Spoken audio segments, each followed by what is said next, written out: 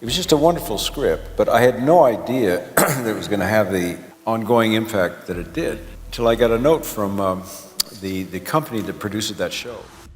3 episodes of The Twilight Zone were so controversial, they were pulled off air and locked away for decades, and one of them is still considered too dangerous to broadcast. What makes this even stranger is that the man who created them knew exactly what he was doing. Rod Serling wasn't just writing science fiction. He was slipping real, uncomfortable truths past corporations that were desperate to keep them hidden. And once you see what these episodes actually say, it becomes obvious why they caused a full-blown panic. The show that defied generation. If you turn on your TV or go to any streaming platform today, you can find a show about almost anything. True crime, space, government conspiracies, you name it. But back in 1959, things worked very differently. World. TV was not really about pushing ideas or telling bold stories, it was about staying safe. And when we say safe, we are not talking about the audience. We are talking about the companies paying for everything. These corporations didn't just buy commercials, they bought the right to control reality. And they go as far as to decide what people get to see. They wanted simple stories, perfect families, and happy endings that didn't distract from the laundry detergent being sold in the break. But the moment a script tried to touch on real issues like racism, war, and poverty, it was either watered down or quietly removed. And for a long time, the system worked exactly the way they wanted. But things didn't stay that way for long. The moment Rod Serling came into the picture, there was a change. Serling carried himself like someone who understood the system, but he was never fully comfortable with it. Even before The Twilight Zone, he already had a reputation in Hollywood. People often called him the angry young man, not because he always shouted, but because he was relentless. He was constantly clashing with executives who cared more about keeping sponsors happy than telling the truth. You see, Serling was an ex-paratrooper who had seen the worst of humanity in World War II, and he was disgusted by the candy-coated lies he was being forced to write. But the breaking point came when he tried to write a serious drama inspired by the Emmett Till case, a brutal tragedy that had already shaken the conscience of the country. But the second he turned in the script, the sponsors went into a full-scale meltdown. They forced him to change the setting, scrub the dialogue of any mention of the South, and tone down every element that felt too close to reality. By the time they were done, the story was unrecognizable. They've stripped the story of its soul. This experience was the final straw for Serling. He realized that if he kept fighting the gatekeepers directly, they would always win. So, he found a loophole that changed television history. He realized that if real-life stories were off-limits, he could hide those same risky ideas in the shadows of the fantastic. He pitched a show built around Martians, time travel, and monsters. And as expected, they were on board almost immediately. To them, it was harmless, and they thought it was just a show for kids. But once the show started airing, the mask began to slip. Episode after episode, Serling used aliens and ghosts to talk about the things no one else dared to mention. The poison of prejudice, the fear of nuclear annihilation, and the rot inside the American dream. Now, for a while, Serling managed to keep the balance. The stories passed through without too much trouble, and the show kept growing. But as more people started paying attention, it became difficult to hide what he was really doing. The messages became clearer, and the meaning behind the stories stood out more with each episode. The networks began to realize they hadn't just bought a sci-fi show, they had given a microphone to a revolutionary. What once looked like a simple show about Martians was starting to raise questions.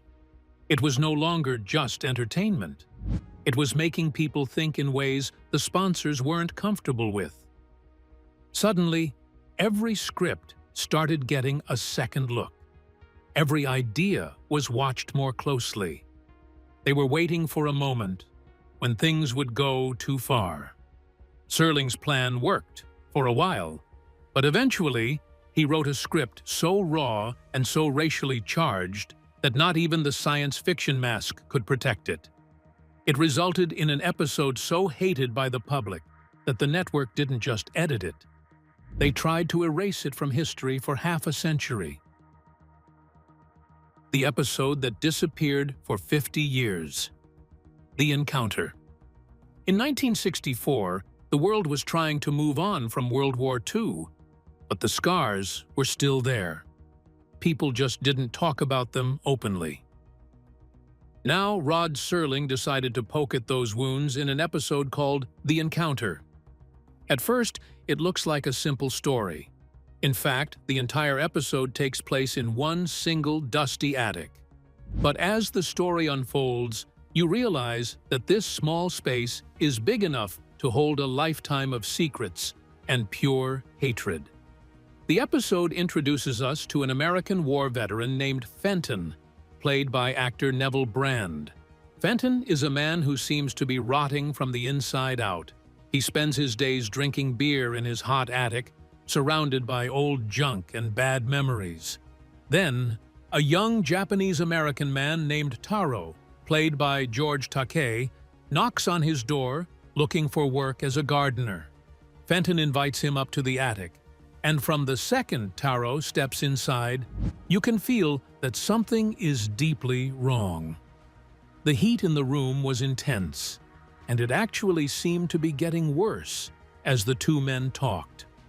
But the real star of the scene is an old samurai sword sitting on a table. Fenton claims he took it from a Japanese soldier he killed in hand-to-hand combat during the war. He treats the sword like a trophy and a symbol of his bravery. However, as Taro looks at the sword, he feels a strange, supernatural pull. He even claims the sword is muttering to him and demanding to be picked up. As the two men talk, the conversation turns from awkward to dangerous. You see, Fenton is not just a grumpy veteran. He is a man haunted by what he did in the war. Under the influence of the heat and the mysterious energy of the sword, he finally admits an unsettling truth. He did not kill the owner of the sword in a fair fight. Instead, he unalive a man who was trying to surrender. At the same time, Taro reveals his own dark secret. His father was not a victim of the war. He was actually a spy who helped the Japanese planes find their targets during the attack on Pearl Harbor. It was an explosion of raw and ugly honesty that television simply was not ready for at that time. And by the end of the episode, the sword seemingly takes control, leading to a violent and tragic showdown. When it finally aired, the reaction was immediate. You have to remember that this was 1964. People did not want to hear that American soldiers could be killed. They certainly did not want to revisit the pain and suspicion surrounding Japanese Americans during the war. The backlash came from every direction. Veterans groups were outraged by the character of Fenton, and Japanese American communities felt the episode pushed dangerous stereotypes.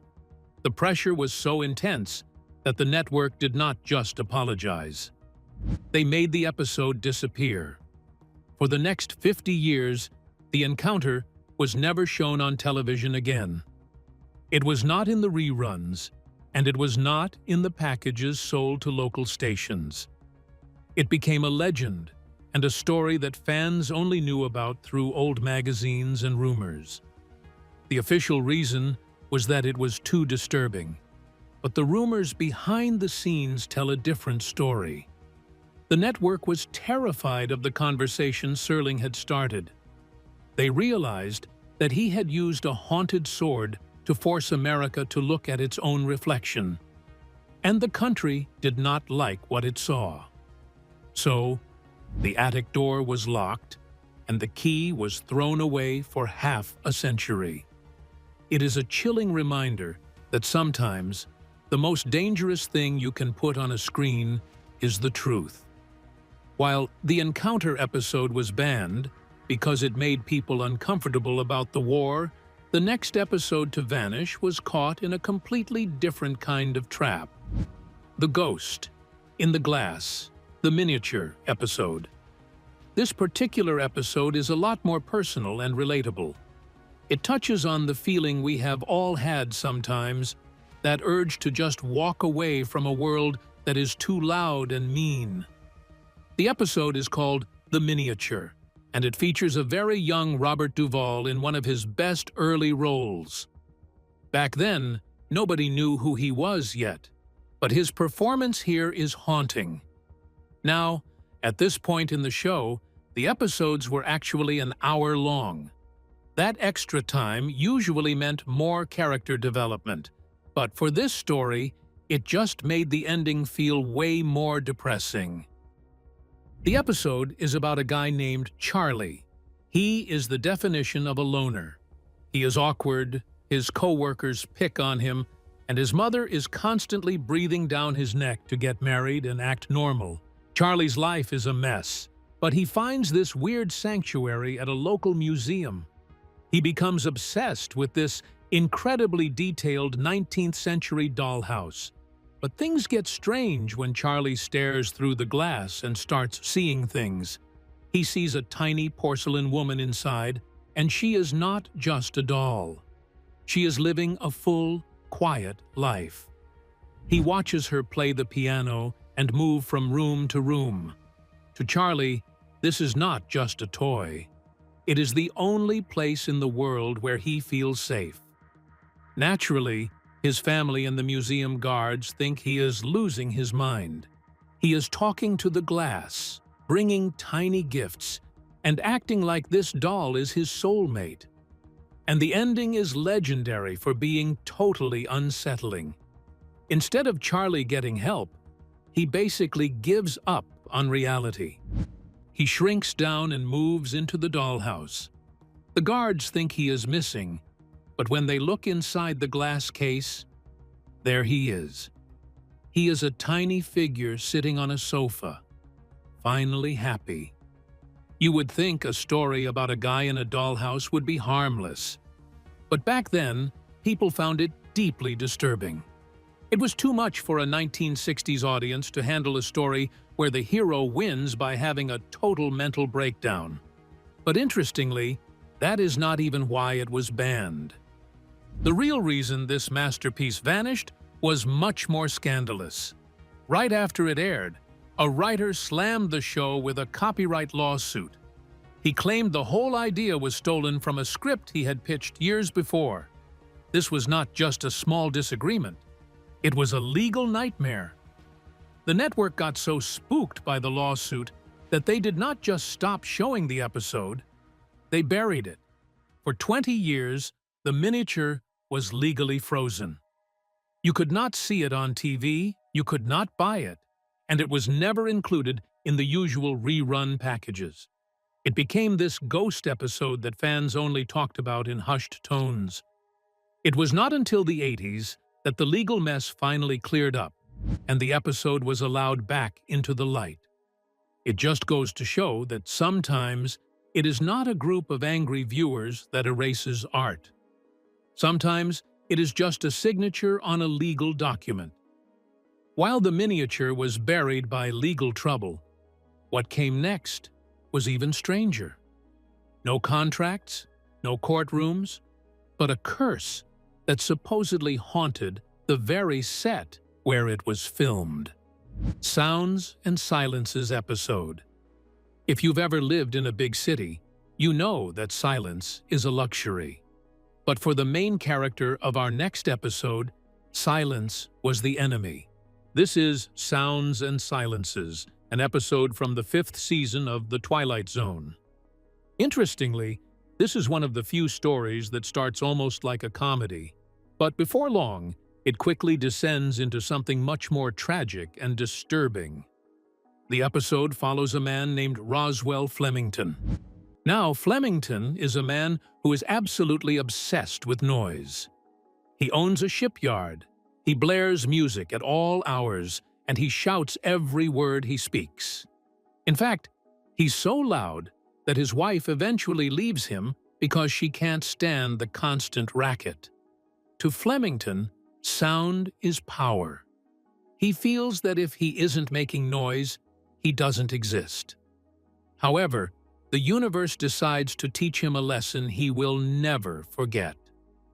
You see, one day, Flemington's world suddenly flips. He finds himself in a state where every tiny sound, like a dripping faucet or a ticking clock, sounds like a physical explosion in his ears. It's painful and overwhelming. But then, it gets worse. After he seeks medical help, the opposite happens. He falls into a world of absolute, total silence. He can't hear his own voice, he can't hear his footsteps, and he can't even hear his own heartbeat. Of course, for a man who defined his life by noise, this is the ultimate living nightmare. We watch as he slowly loses his mind, stumbling through his silent house, desperate for any vibration of sound. It is a raw look at psychological collapse and the horror of being trapped inside your own body. But you might be wondering why this episode is so hard to find. Well, just like The Miniature, this episode was caught in a legal trap too. Shortly after it aired, a writer claimed that the concept was a direct copy of a story he had written years earlier. And so, because of the threat of a lawsuit, the episode was silently pulled from the series. And for a long time, it was a ghost in the Twilight Zone catalog. Interestingly, there were also rumors that the production itself was cursed. Stories circulated about the set being unusually tense and the actors feeling a strange sense of unease during filming. Whether that's true or not, the combination of legal drama and the unsettling nature of the story made it a forbidden chapter for decades. It reminds us that sometimes the most terrifying thing isn't a monster under the bed. It's the sudden, cold realization that the world around you has simply stopped making sense. Flemington was a man broken by the loss of his senses, and his story was buried by a battle over words on a page. But as we move forward, we're going to see that some episodes didn't need a lawsuit to be banned. Sometimes, the creator himself pushed a story so far into the bizarre that the public simply wasn't ready to follow him, and the backlash was louder than any shipyard. More episodes that caused unexpected backlash. When you think of a banned episode, you probably imagine a room full of men in suits arguing over a political script. However, in the world of the Twilight Zone, sometimes a ban is just the result of a creative risk that went completely off the rails, or a legal loophole that no one saw coming. A perfect example of this is the episode titled, "A Short Drink from a Certain Fountain." At first glance, it sounded like a typical cautionary tale about greed and vanity, but the ending left the audience in a state of genuine shock. The episode follows an elderly man named Raymond Caswell, who is desperately, hopelessly in love with his much younger wife, Flora. Flora is a gold digger who is bored by her husband's age, and she spends her days mocking his frailty. In fact, Caswell is so desperate to keep her that he convinces his brother, who happens to be a doctor, to inject him with an experimental youth serum. You see, this was a classic The Twilight Zone setup, and the audience expected him to maybe turn into a handsome man in his 30s. But instead, the serum doesn't stop. In a sequence that felt far too long for a 1963 audience, Caswell keeps aging backward right in front of our eyes.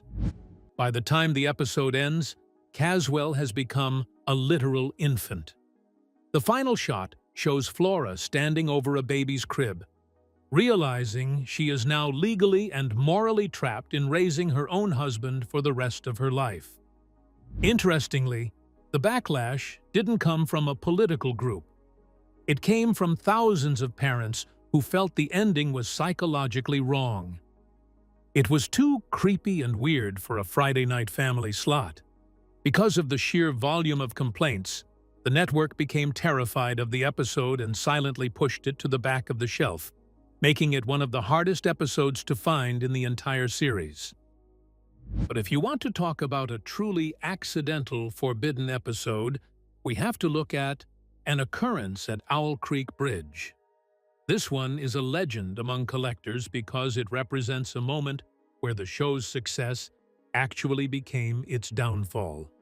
By the time the 5th season rolled around in 1964, the production was drowning in debt.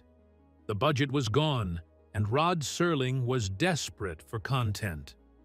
To save the show from being canceled early, he made a move that was unheard of at the time. He discovered a French short film that had recently won an award at the Cannes Film Festival. It was a silent, haunting masterpiece about a Confederate spy standing on a bridge with a noose around his neck.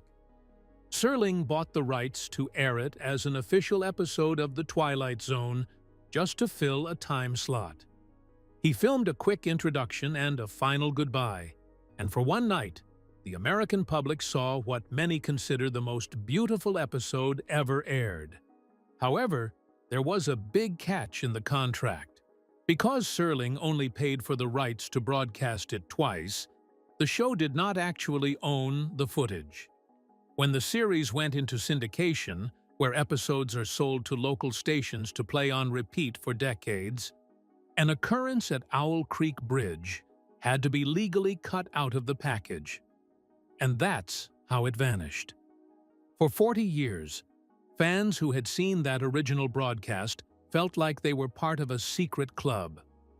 They would describe this lost episode about a man escaping a hanging, but because it was never on TV again, many younger fans thought it was just an urban legend. It wasn't pulled because it was evil or scandalous, but because of a simple, boring business deal that ran out of time. These stories show us that the vault isn't always filled with secrets about the government or hidden messages. Sometimes, it's just filled with the things that were too weird, too expensive, or too legally complicated for the world to handle. These episodes remind us that Serling was a gambler. He was willing to risk his budget and his reputation on stories that he knew might never be seen twice, just to make sure that for one night, the audience felt something they would never forget. For decades, these episodes were nothing more than ghosts. But as we stepped into the digital age, the vault finally started to crack open. And what people found inside wasn't just old film, it was a realization that the world had finally caught up to Rod Serling's darkest visions: rediscovery and the modern mirror. In the past, if a network decided an episode was too risky, it stayed that way. They owned the tapes, they owned the airwaves, and they owned the story. However, the internet changed the rules of the game. What used to be a locked vault in a basement in New York became a global digital puzzle. Interestingly, it was not the networks that brought these forbidden stories back to life. It was the fans. We saw a new generation of digital collectors who spent years hunting down old movie reels and hard-to-find international copies just to find a clean version of The Encounter. But this rediscovery was not just about finding the footage. It was about how the way we think has shifted. When The Encounter finally resurfaced in the digital age, the reaction was completely different from what it was in 1964. Back then, the audience was terrified of the racial tension and the tone. But today, we look at this episode and see a masterpiece. We see a brave and honest look at how trauma and prejudice can destroy a person from the inside out. In fact, the very things that got the episode banned are the reasons why it is now considered one of the most important things Rod Serling ever wrote. Society finally caught up to the messages Serling was trying to hide behind those alien masks. We live in a world now where we are more comfortable talking about the dark side of history, so the episodes that used to cause panic are now being studied in film schools. Eventually, the networks realized there was money to be made. They finally began releasing these lost chapters in high-quality projects. They went from being the shame of the network to being the special content that fans were willing to pay for. However, as these episodes became available to everyone, something interesting happened. The mystery did not go away. Instead, it changed. Now that we can watch the miniature or sounds and silences whenever we want, we have started to notice small details that were missed for 60 years. Fans are using modern technology to freeze frames and enhance audio, looking for hidden messages. There is a growing theory that Serling knew these episodes would be pulled, and he intentionally wrote them for a future audience that would be ready to hear them. In a way, the digital age turned the Twilight Zone into a living document. It is no longer just an old show from the 60s. It is a mirror that is still reflecting our modern world. When we watch a man escape into a dollhouse today, we do not just see a creepy story. We see a reflection of our own obsession with digital worlds and social media. The forbidden nature of these stories actually made them last longer. Because they were hidden for so long, they did not age the same way other shows did. They still feel fresh and a little bit dangerous. But as we look at these restored images, we have to ask ourselves a very uncomfortable question. Now that we have seen everything the networks tried to hide, are we actually better off? Or was there a reason these stories were kept in the dark for so long? The vault may be empty, but the shadows it casts are still growing as we realize that Serling's darkest visions were actually predictions about our future. The legacy of the forbidden. When we look at movies and TV today, it is easy to take dark and spooky stories for granted. But without the risks taken by one man, the stories we love today might not exist at all. He did not just create a show. He created a map for how to use stories to challenge the people in power. You can see the DNA of those banned episodes in almost every modern mystery or scary series you watch now. This impact started the moment the show first aired. It did not just blend in with everything else on TV, it stood out. The show won major awards for its writing, which was very rare for a science fiction story back then. But the real success is not found in trophies. It is found in how long the show has lasted. We are talking about a series from 1959 that has been playing in reruns for over 60 years. Even with thousands of new choices to watch in 2026, people are still discovering these old stories and finding them just as exciting as the newest hits. The most interesting part is that the very episodes the networks tried to destroy became the ones people talk about the most.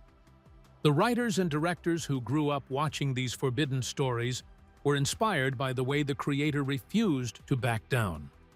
They saw that a story about a haunted sword or a man in a dollhouse could explain the human heart better than any school textbook. He proved that science fiction was not just for kids. It was a tool to tell the truth. As the years passed, his reputation changed. He went from being seen as a troublemaker to being seen as someone who could predict the future. The powerful bosses who spent years trying to hide his work are gone now. Even the big companies that were once afraid of his message now use his style and his voice to sell their products. In the end, he won the fight. He passed away very young, but his voice only grew louder after he was gone. He wanted to be heard, and by pushing the rules until they snapped, he made sure his message would live on as long as people were willing to listen. The real lesson from these forbidden episodes is that we were taught how to look beneath the surface of the world. The creator showed us that the safe version of reality we see on the news or in ads is often just an illusion. He encouraged us to look into the shadows and ask hard questions, even if the answers are scary. That is why these stories still feel so important today. In a world of cameras and digital spaces, his warnings about people being silenced feel like they were written just yesterday. We came here looking for lost episodes, but what we actually found was a list of things we are still afraid to talk about. These stories were not written just to entertain you. They were written to warn you. Now that you have seen what was hidden, you cannot exactly forget it. You have to realize that this was never just a show on a screen. It is a reflection of the choices we make and the secrets we keep. So, when you step back and look at the reaction these episodes triggered, one question keeps coming up. Were the networks acting out of caution, trying to manage how audiences would respond at the time? Or were they making calculated decisions to protect their image and the interests behind the scenes? And more importantly, if you were in charge of the vault today, which of these stories would you still be afraid to show the world? Let us know your thoughts in the comments below. Be sure to like, share, and subscribe to the channel. For more content like this, tap on the next video on your screen.